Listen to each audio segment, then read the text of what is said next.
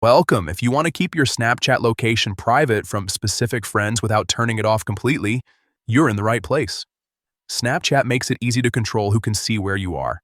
And in this quick guide, I'll show exactly how to exclude certain friends from your location. First, open the Snapchat app on your phone. Once you're on the main screen, look at the top left corner and tap on your Bitmoji or profile icon. This will take you to your profile page where all your account settings are located. Next, find the settings icon in the top right corner and tap on it. This opens up the full settings menu. Now scroll down until you see the section labeled Privacy Control. Under that section, tap on My Location. This is where all your location sharing options live. Before you continue, make sure Ghost Mode is turned off.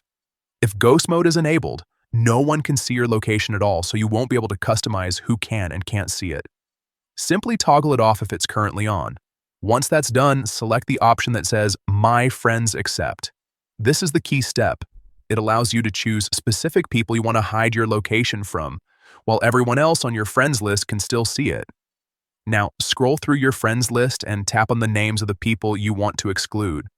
You can select one or multiple friends depending on your preference. After you've made your selections, confirm your choice